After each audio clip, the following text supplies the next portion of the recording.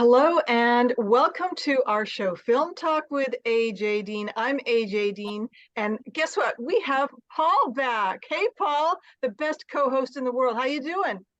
Oh, I'm doing amazing. It's been a crazy beginning of summer so far. The World Series of Poker is in Vegas, so it's been a lot of poker action. I'm in a poker league, building up points, trying to play in the main event. So thank you for giving me a break so I could go play some poker. I love it, and I heard that you're winning, so congratulations and keep going, Paul. We're rooting for you every step of the way. But you know what? What? Speaking of winning and winners, we have a winner tonight, a very special VIP. His name is Stevie Dunham, and he is a singer, musician. He is a songwriter, author, DJ, record producer. He has his own record label called Street Corner Entertainment Records. Let's give him a super warm welcome. Hey, Stevie, Thanks. how you doing? I'm great. Thank you so much, AJ. Paul, thank you so much. It's a pleasure to be on your show. It really is. Oh my gosh, it's such an honor, isn't it, Paul? It certainly is. And that's the reason I had to come back, because I was like, oh, man, I can't miss this, because Steve and I actually have a history, not just with cigars, but when we have time, I'd love to tell you how he and I met and how welcoming Stevie was for me and my ex here in Vegas. We just randomly met them at this great place in Vegas, and we can talk about it whenever the time is right, AJ. But yeah, Stevie is such a great guy. I was like, well, I need to be here so we can chat. Yeah, thank you, Stevie. You not so much. Me, I'm good. No. Yeah, you haven't changed. You're a super guy. I need to come down and see you at the shop once in a while, more often. I don't get a chance to go downtown as often, but I always, when I go down there, I always make a point to come by your shop. I always do. Thank you. And you always did, and I will. You know what? Better yet, I'll just bring you cigars. Yes, I miss them very much. I need some. Yeah. I'll meet you at the Italian American Social Club where we met. That's great. Yes, and then I don't know if Neil buys your cigars, but maybe I can talk him into it. But yeah, well, whether he wants to or not, he doesn't have a choice. We can strong arm him. That's right. I do that anyway. I don't care. Yeah. Yeah, I don't care. It is what it is. No, he's a great guy. I give him cigars.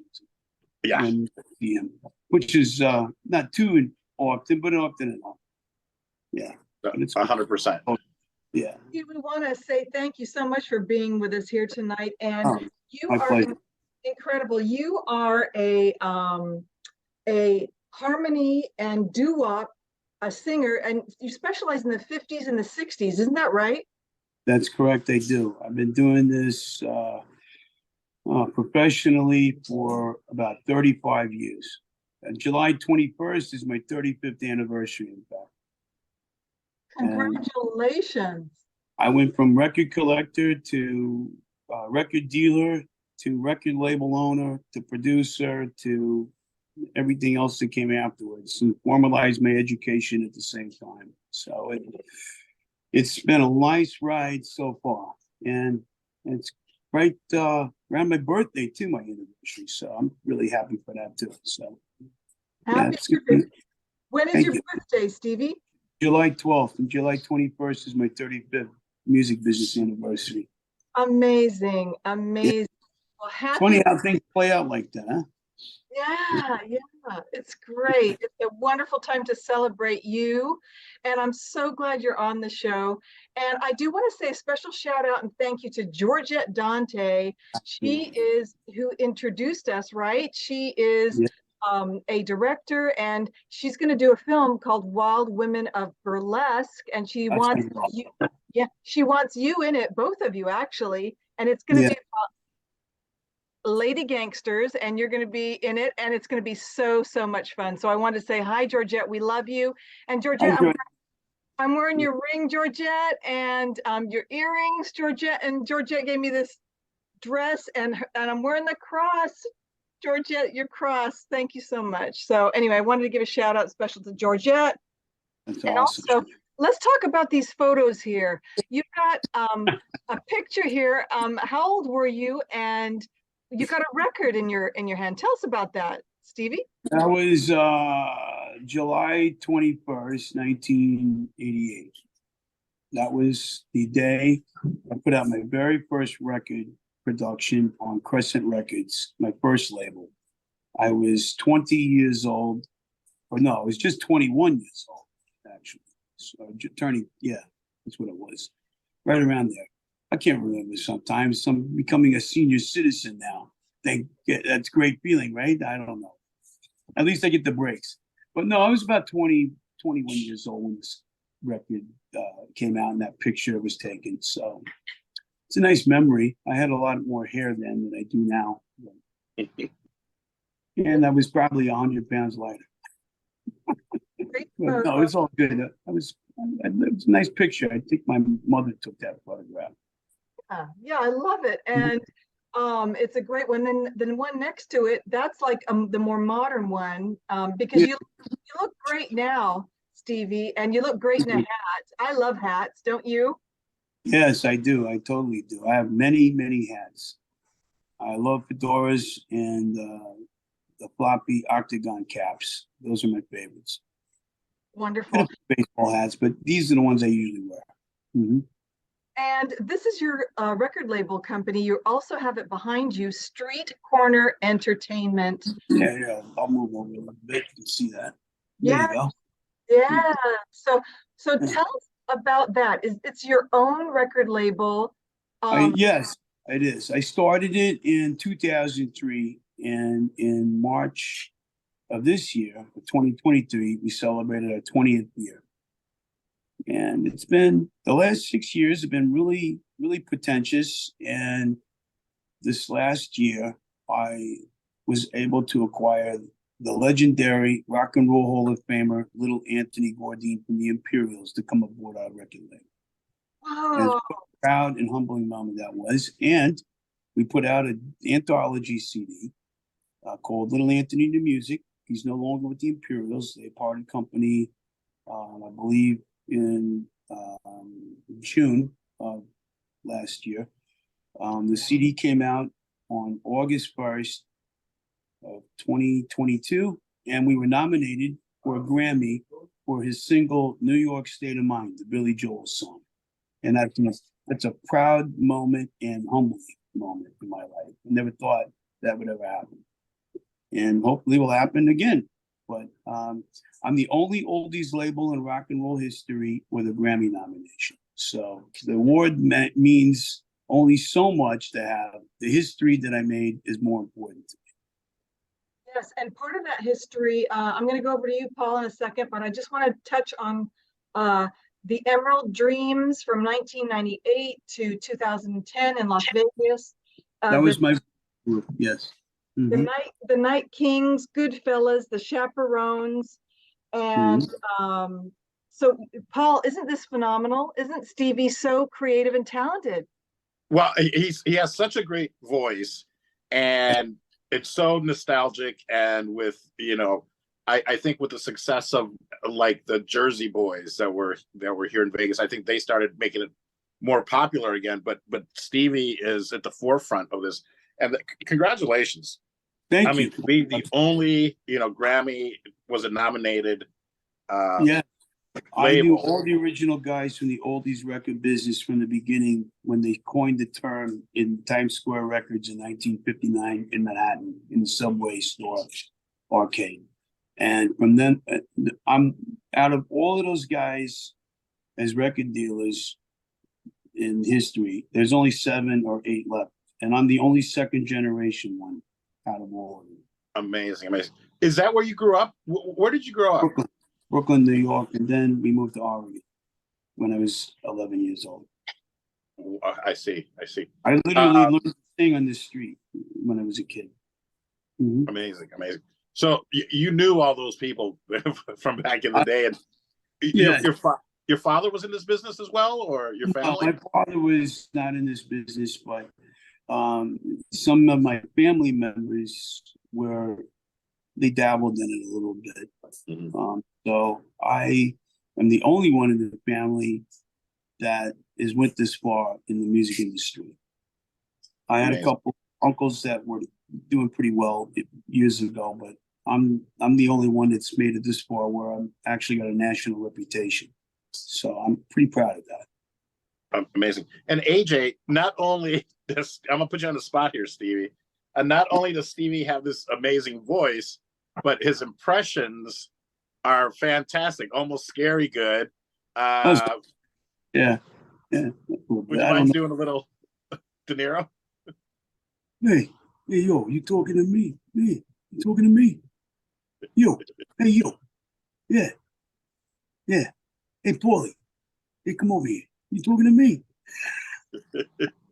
Not that. Right. At least you like it. Yeah, I love it. I love it too. I love Hey, look, Paul's been my friend for a long time, AJ. So, I mean, I called him up the other day just to break his chops, but he didn't answer the phone. I was very disappointed. Then I reached out to him later. Thank you. Thank you. bravo and brilliant. You know, I love that. I was going to say Tribeca Film Festival, look out. Here comes Yeah. right? And you know, Yeah. he's one of our favorites, and you really, really do look like him and sound Wow. like him. I've You heard know, that. you could double. Have you thought about that? Have you thought about doubling for? No, I never gave it any thought like that. Okay. But I've heard that before. I've had a few people over the years tell me that. Yeah, and he's one of our favorite, my favorite. Everyone loves Robert De Great. Niro. Oh my gosh, we adore him. And Stevie, I hope it's okay to put you on the spot here. Could we hear a little bit of your beautiful voice, a few Sure. bars of something? Take it away, Stevie. Oh, thank you. All right, I'm going to sing. My friend Pookie Hudson wrote this song. It's one of my favorites, and it has meaning to me. As I stood and I looked at the sky, well, I saw such a wondrous light. It reminded me of the star that I heard of, and you gave me peace of mind. Want to hear some more? I, You love, like that? I was going to Yeah. say, please, more. I was gonna microphone. I was going to do it with the track, but that was pretty impromptu, I guess. Huh? No, that's fantastic. Thank you, Stevie. Awesome. Thank you. Well, thank Oh you. my God, you've made my night, Stevie. And That song's got a lot of meaning to me because the song "Peace of Mind," the words they talk about a struggle, and then you find God. You know what I'm saying? I'm not overly religious, but I know He exists. So, because I lived it, and because of Him, I'm alive and breathing air today. In a lot of different aspects. I had a parallel life that wasn't so flattering. So when I sing that song or I hear it, it really means a lot to me, and it sends me right home. I love this, and you've made our night so special tonight, Stevie. Thank you for sharing your beautiful voice with us and your impressions. And Paul, thank you.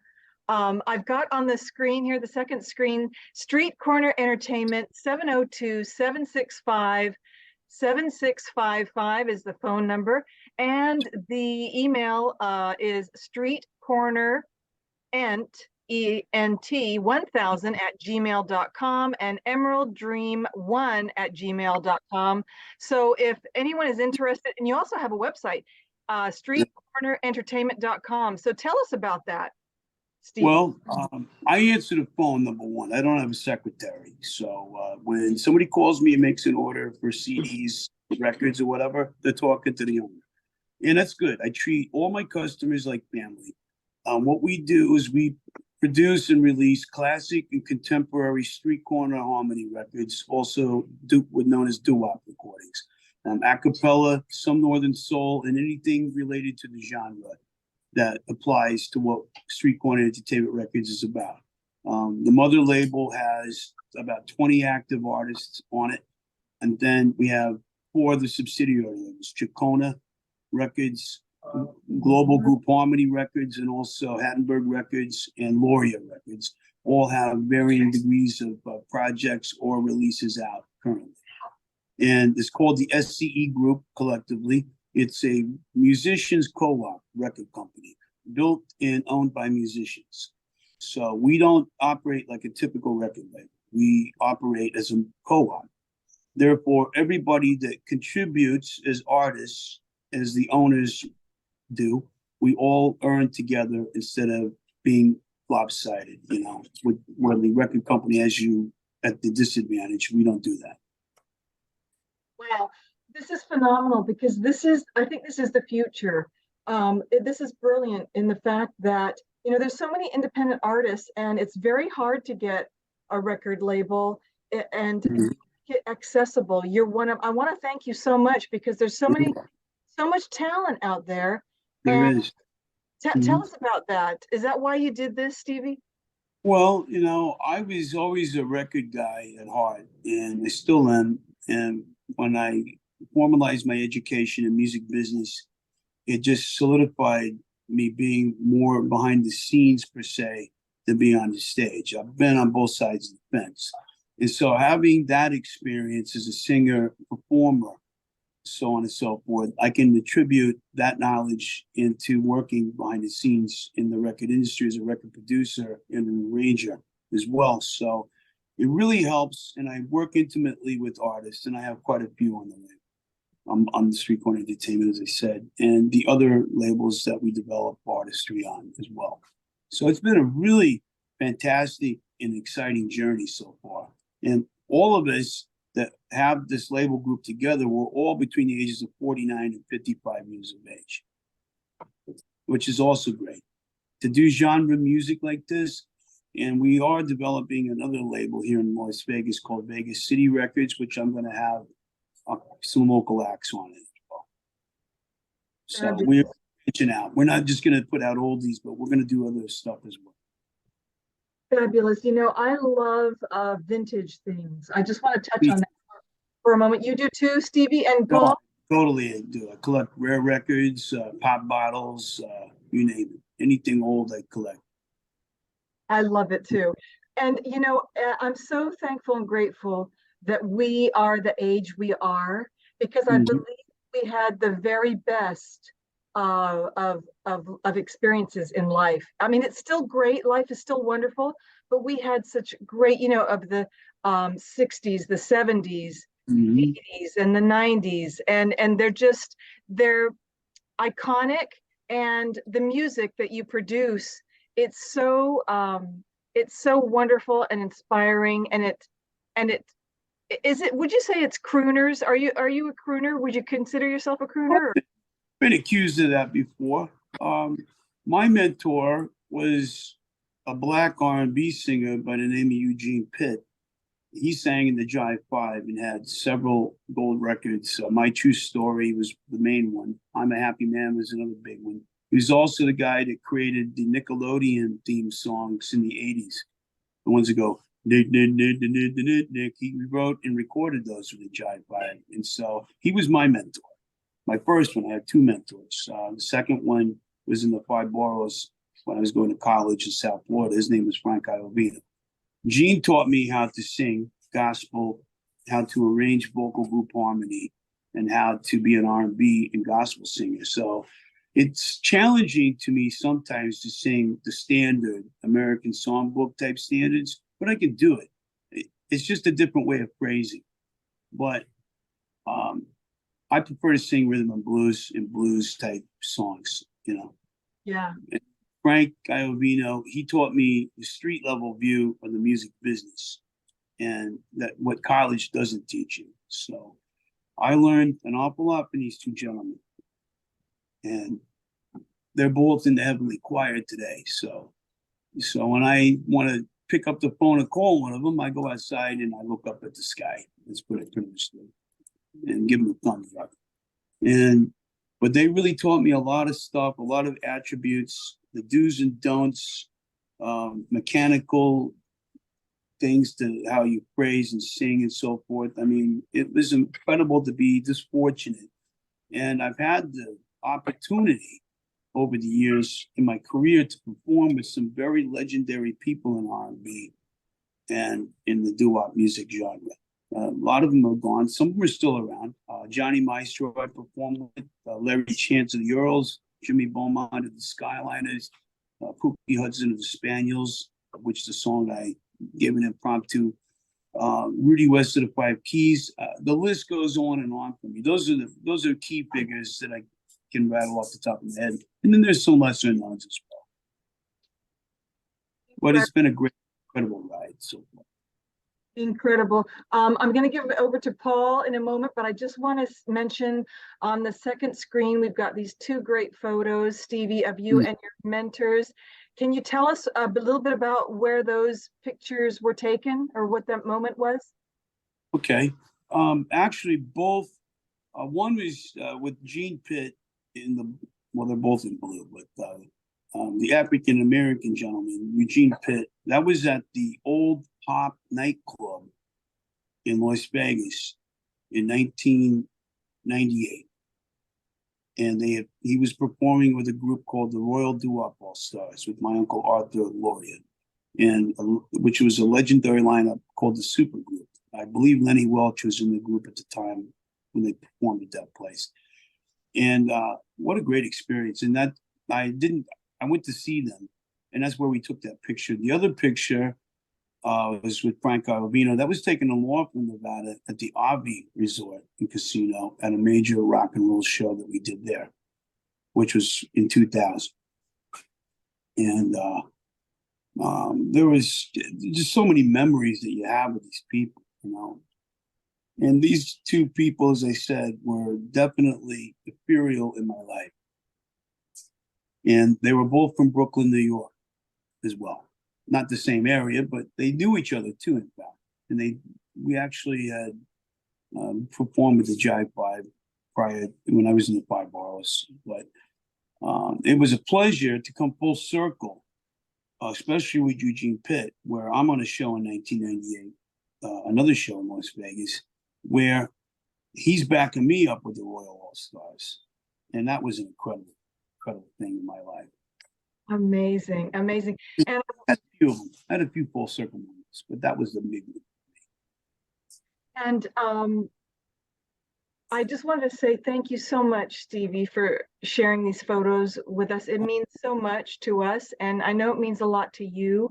And I would say that they're absolute blessings in your life, and great gifts. And you look so happy in the photos. I just had to have these on the show because they're so beautiful. And over to you, Paul.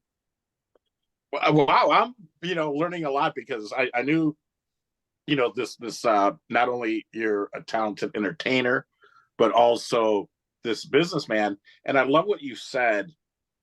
I mean, you made a point to say that this was all happening between the age of 49 and like 55. So that's I think people need to hear that because I think a lot of times, I did my business backwards. I started when I was 23, and now I wish I could work for someone. It's one of these things where I feel like I did it backwards, but that's okay. But it's never too late. Too, man. I was a youngster starting out, and the record label group. I knew all these guys from back east, and they all grew up, and they were all members of what was called the United in Group Harmony Association, a nonprofit organization that was dedicated to the preservation and history of this music, Street Corner Harmony, or urban vocal group harmony, whatever, or doo-wop, whatever you want to call it. There's many different titles for it, and so these guys were all handpicked with a specific skill set that they have. So, and they all been in the business for at least 20 years or more. They grew up in it too. So it was very important for me to have people like that I knew that were youngsters coming up into this genre to work together with. It really was. It makes us a strong team. Amazing. Well, yeah, thank you for sharing your story. I think it's very inspirational and motivational when people listen to that and they know that you do what you love. What do they say? You do what you love, and you won't work a day in your life. So, well, it's still work, believe you me. yeah, that's true. But yes, it's a lot easier to go to work when you do something you love because of the passion that you feel towards it. And that's really important. If you work a job you don't like for your whole entire life and you don't follow the path that God gives you, that he laid out for you as you come of age to figure out what that is, then you'll be miserable. So you have to take a chance. And if you don't take that chance, you're never going to know if it's going to be there or not. It's going to work enough. That's why you do it. And sometimes you got to keep doing it until you get it to the right place. That's all. Right on. You're an incredible inspiration, Stevie. You really are, and you're still doing it. And tonight we all dressed up. So I want to say thank you so much for dressing up and for sharing all of this. Now, Paul's in his fedora hat, and you're dressed up, Stevie. You've got your fedora hat on. I've got my gangster hat on.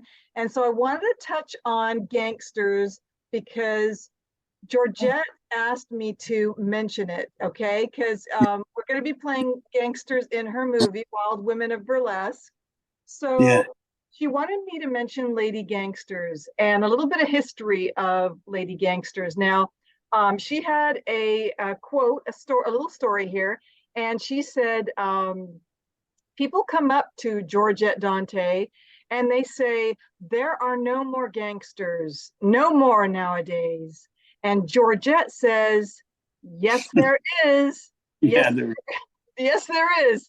The politicians, the business people, the real estate people, their families, right? Their families, they put them through major schooling so they get you through paperwork, not like guns and baseball bats like the old days, but this new way. So that was from Georgette, from her quote. I love it. I hope you love it. She's pretty spot on with that to a large degree. She's pretty spot on to a large degree. So as far as specifically, there are still guys around. Not very many in Vegas anymore, but they're still around. There's still families, Bogatas or whatever you want to call them, clans. But they've all been underground, and they're, from what I understand, they're in the rebuilding stage because the government have totally shut them out. And by 1994, 95, they were pretty much wiped out to a large degree, resorted to a street gang level. And so this type of enigma never goes away in our counterculture, especially it's a part of our counterculture, is a part of our country's development. The Irish came here a lot long before the Italians and the Sicilians came to this country. So it's a recirculating cycle of history that keeps coming back, and it's on its way back up a little bit, from what I understand. But who knows how powerful it will ever be again. There's other organized crime groups that are far more sophisticated now with technology and different countries and so forth to do many things. So, but the true gangsters that we speak of, you don't see them anymore. Matter of fact, it's funny when people come to Vegas, they think that guys like that walk down the street still, and I think that's kind of a touristy type of fantasy. And they're just looking, hopefully they'll see a guy that kind of looks like that and take a picture of them, but that doesn't happen, you know. But no, she's right. The politicians and other corporations and so forth, they're the real criminals. They really are. Mm-hmm. Yeah, I love what you said, Stevie. Thank you for that. And because I'm 18% I'm sorry, 18.3% Italian, and I'm so, you know me, Paul, I'm so very proud of that. Now, Stevie, you said, tell us your percentage of Italian. I'm half. You're half. I'm half Irish. Yeah. I'm sorry, say it again. I'm half Irish and half Italian. Yeah. Yeah. They call us Mickey D's. Yeah. I actually said that at a friend's house. My uncle says, Stevie's this, and he's like, our other friend Stevie here. And so our other friend says, well, what do you call a guy like that? And I said, a Mickey D. And he started to laugh. We never heard that before, which is, we don't really talk about ourselves like that anyway, so it doesn't matter. I mean, to break chops, I mean, yeah. I mean, we'll do that back in the neighborhood, but nah, we don't do that. We're not in sensitive society of today. We would be ostracized if we did any of that stuff because nobody understands that because those, old school behavior is just not prevalent like it once was. And maybe it should, maybe people learn something, I don't know. I can't tell what's going on anymore. The climate changes like the wind.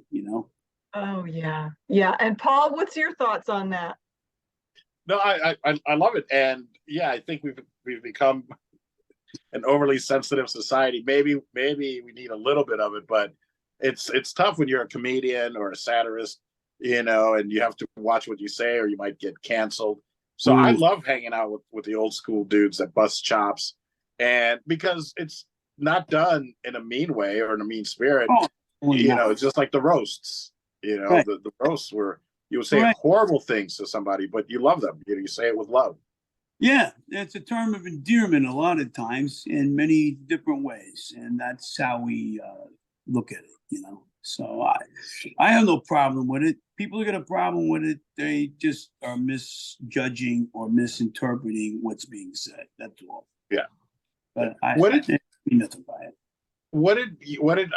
How did your grandparents from both sides react to the fact that one parent, one was Irish and one was Italian, and there was always this stereotype that maybe they didn't get along.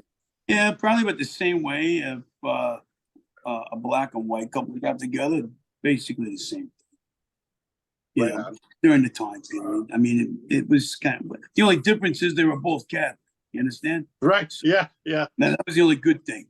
Maybe one drank a little more than the other, but then again, I don't know who drinks more than the other anyway.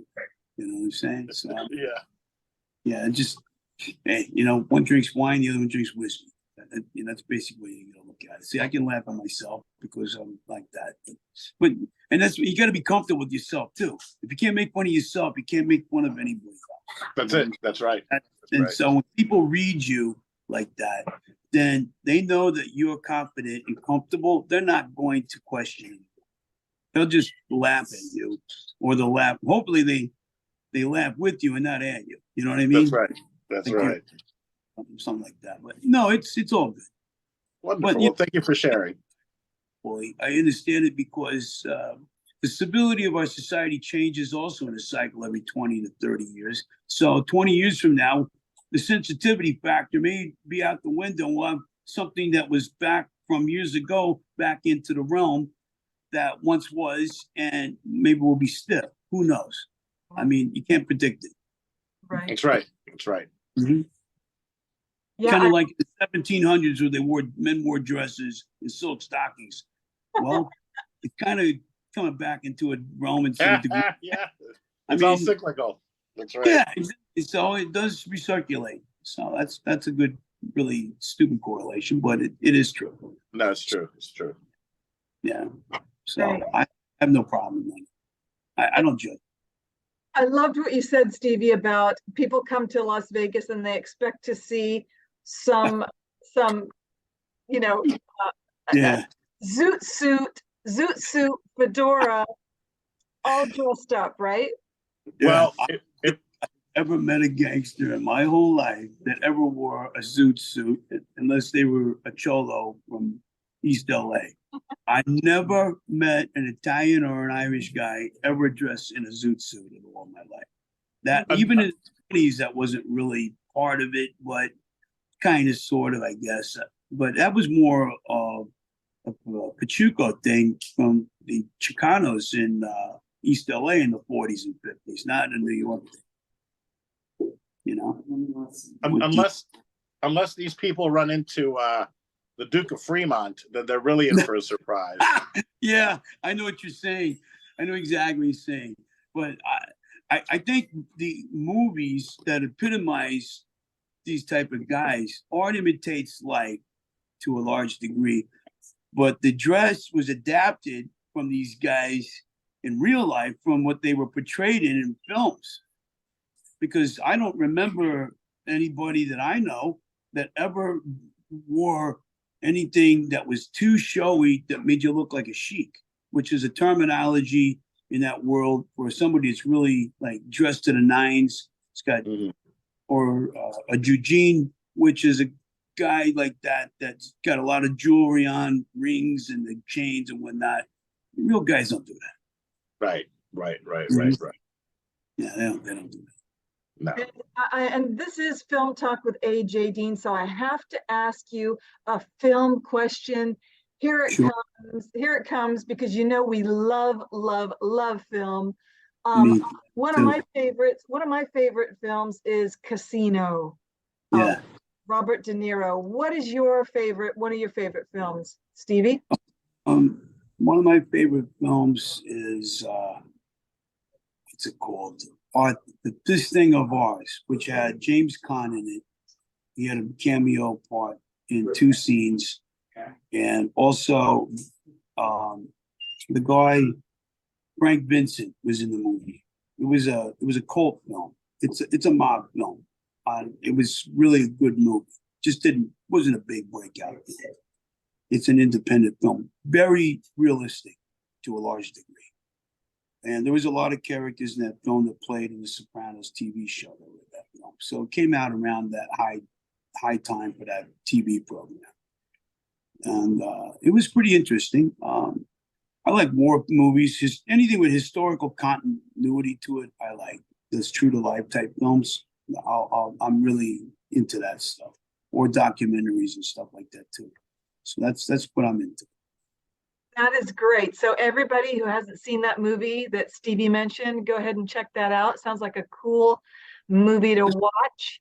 Yeah, it's pretty cool. It doesn't. It's got a nice even pace to it. Doesn't have a too slow start. It just kind of it has a few climatic moments throughout the course of it, but it doesn't start draggingly slow. It kind of hits you a little bit in little doses and then builds up to a climax. Nice, very nice. Paul, over to you. Do you have any comments on that? No, I love it. I've heard of This Thing of Ours, but now I really have to go check it out, because that's obviously, I'm coming from Chicago and always being influenced by the mob that way, or the outfit as it was called in Chicago. It's I've always had a passion for that history growing up. So I'm definitely gonna have to check out This Thing of Ours. History. I mean, this city was built by Eastern people and Midwestern people from those consortiums, and they modernized Las Vegas. They brought gambling in. They were the best when it came to gambling, organized gambling. They were the best at just about everything, and they didn't have the level of education that you would think that they should have had, but their street smarts and ingenuity with that type of thinking and common sense was just amazing. I mean, they made money hand over fist, legitimately and otherwise. And this is just, if they were all like, if they were to do it legitimately, these guys, they would have been CEOs of major corporations today for sure. Sure. They just had the ingenuity in there, and they were very smart, street smart, like I said. They thought outside the box. They knew how to treat people right too. How many times you go into a casino, except for where you go hang around downtown, you pretty much know everybody. But if you went to the Strip right now, you walk into any one of these joints, they're gonna know your name? No. The bartender won't even know your name. No. Back in the day, I've been coming here since the 80s with my family, because my grandfather was hooked up. We knew people, and 5 years later we come back, they would still remember us. They would know us if I met them one time, or if they met any of us one time. That's how good they were with customer service. Hey, with all due respect, they're good to a degree, but they're treating their customers like numbers, or Ben Franklin's. So that's not good, because they don't care. They really don't. They only care about the bottom line. That's the difference between old Vegas and new Vegas in a nutshell. And remember, nobody gets killed for no reason. That's right. There's always, and even in the corporate too, by the way. That's a naive way of thinking. People think nobody gets that way in real, because that's totally true. So there's a lot of cool things about it. The film that AJ was talking about earlier, Wild Women of Burlesque. I love the title. I love the title of the movie. Georgette asked me personally to be involved with that, and I was really happy that she did ask me, and I was thrilled. And Sure. it took a long time for me to contemplate the decision on it, but I decided it because, first of all, she is a longtime friend, and when somebody asks you to do something from the old school, you don't say no. You do it, regardless of the Plus, Hollywood's coming here. There's 3 major production companies that are in film coming to this city, maybe more afterwards. The timing is also correct for that. So it doesn't matter what kind of film you make as far as an independent film is concerned, because people are going to see films like this made locally, and then you never know what happens. You can't predict it, but it's worth taking a chance, as a filmmaker or as an actor or whatever. It's always worth that shot. And I think that's really, really important for our industry here locally, for the economy, to have production companies come here like that. That's Right. going to be a really big positive catalyst for Las Vegas and Nevada in general. And you know this, you've been in films and TV, you totally get it. So, but I think it's really, really important. And I think it's going to be a really great future in this industry coming up. I love it. Yeah. It's going to be great. Sorry, Stevie, what'd you say? It's going to be great. I think the future for this industry, the film industry here, is going to be a really big positive catalyst that is going to be a head turner, really. I mean, Hollywood is Hollywood.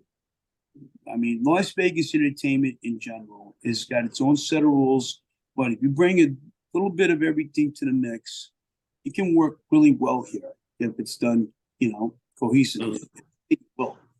I really do believe that. I believe it too, and people say it's the entertainment capital of the world, Las Vegas. That's true. It's the entertainment capital for every type of entertainment that we employ and enjoy. It used to be just the headliners and the casinos, especially from the old days to the current. But it's just about every aspect of entertainment that intrigues your mind and stimulates it is entertainment. That's what it is. But us people that have been here for a lot of years, we know what it really means. But I mean, it has really 2 meanings, but it all means the same. I mean, it's entertainment, and that's important. People come here still with those old aspects in their mind to see things and to do things like they would have done 30 or 40 years ago, as they would have done right now.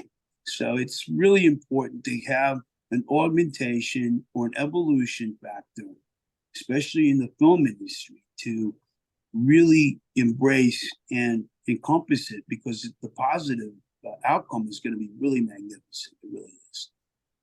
I agree. I remember my dad taking us to the Stardust Hotel. Do you remember that? Oh, And yeah. he loved it. I mean, he loved Dean Martin and Frank Sinatra and Sammy Davis Jr. He just adored them. And have they influenced you at all? To indirectly, I would have to say they have, to a degree.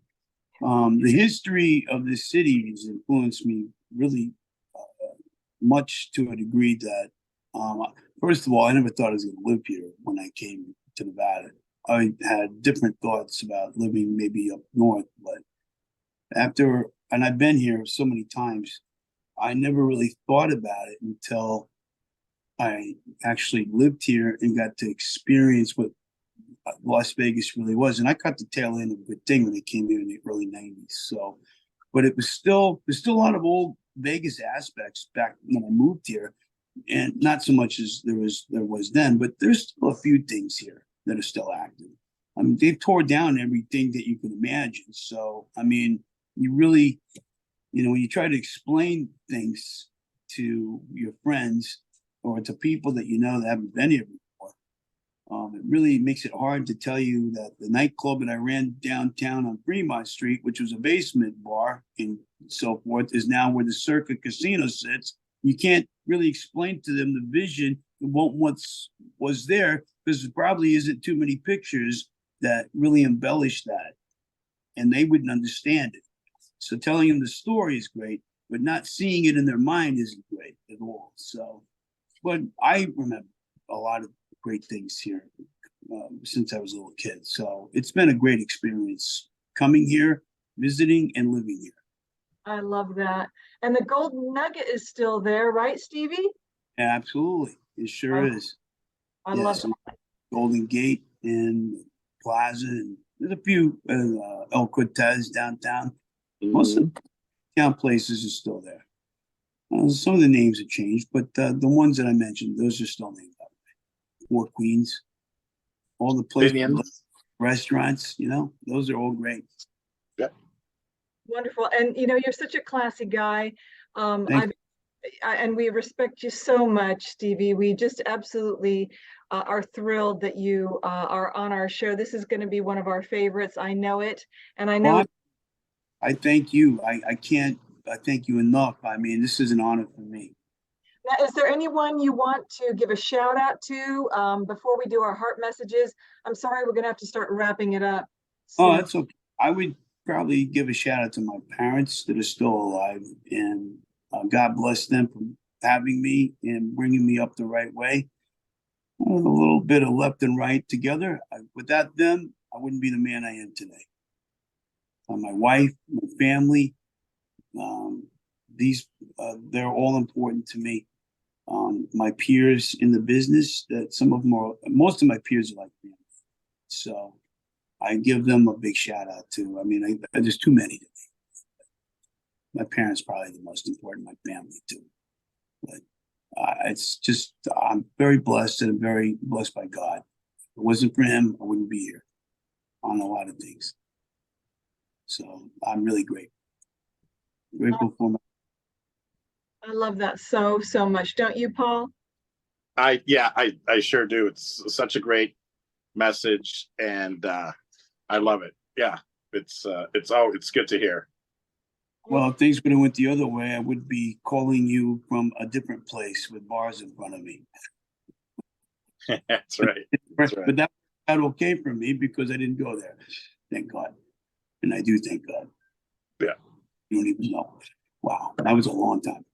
But I thank everyone that's been in my life, that's been an inspiration. And I also mentor people too, by the way. So I try to pay it forward as much as I can. So I mentored several musicians here and abroad. And I'm currently doing that with a couple right now.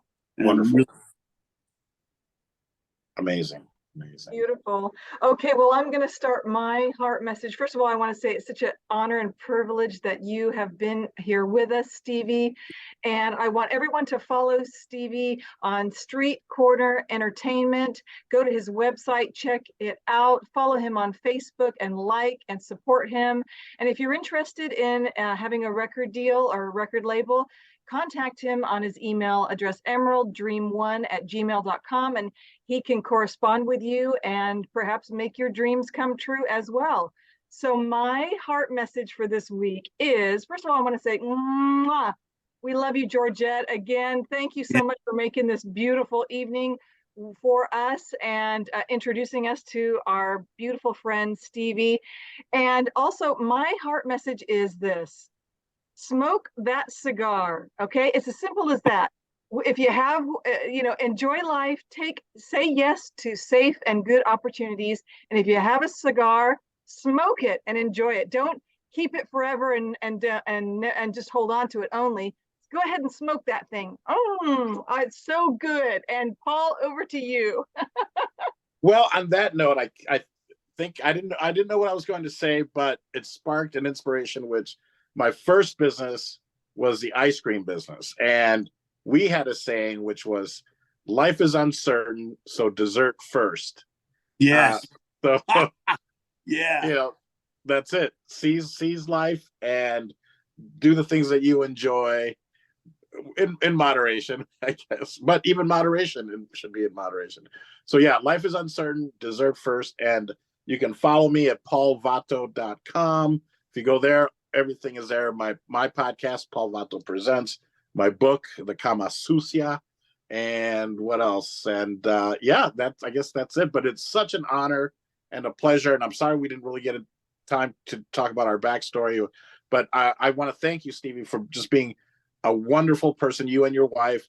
When we first met at the Italian American Social Club, when we bought that first house in 2009, I mean, we probably had just been there for a week, maybe not even. We walked down because we were a couple blocks away. And we just happened to meet you at the Italian American Social Club. And, we were a little scared. We're probably like, oh, I think this guy's a real gangster. He's a real mobster, I should say. Wow. And we played bocce, or you guys had been done playing bocce in the back. And you were nice enough to give us a ride home, even though it was only a couple blocks. And at the time, we could have called a cab. There was no Uber. But you and your wife were gracious enough to give us a ride, and that started this very long relationship. So thank you. Thank you for being like the welcome committee to Las Vegas. We're like, wow, this was a great decision to move here. So thank you. You're welcome. You're quite welcome. We'll be friends for the rest of our lives. Same with you, AJ. Oh my gosh, really? Yes, I mean that. That's how I do things. Mm-hmm. All he knows is for sure. So yes, 100%. Whether you like it or not, Steve will be there. Are waiting for me when I come to your store next week. No, you got it. I'll pay. Don't worry. I'll be good. Maybe I'll bring a bottle. I don't know yet. Bring a bottle. I haven't thought that far ahead. I usually think about that halfway in between, and then the light bulb goes off and breaks. No worries. No worries. Yeah. Well, whenever you're open. You see, I called you the other day, right? And you did. I don't know why I didn't see the call come through. So my apologies. I'll answer. Got some Chinese guy. If I see the phone ring, I'll answer. If it's you, absolutely. All right, very good. Well, I appreciate it. I'm just teasing you. Yeah, I know. Thank you. Yeah. Stevie, we love you, and bless your heart. And we send a lot of love and good wishes to you and your family. And Stevie, what is your heart message for this week? Keep the faith. If you dream hard enough and long enough, your dreams will come true. You just have to keep persistent and stay positive, and don't let anything get in the way. That's the message I give to everybody. I love it. I love it. That's classy from a classy guy. Thank you so much, Stevie. And Paul, thank you for stepping back in and go win some money for us, Paul. 100%. Win some money from me, will you? Yes, sir. I'm on it. Oh, good for you, man. I'm glad you're doing that. That's awesome. Everybody's got to have that. Yeah. Thank you. We love it, and we love Paul as well. So until next time, thank you both so much. Thank you, Stevie. Thank you, Paul. Au revoir. Arrivederci. Thank you.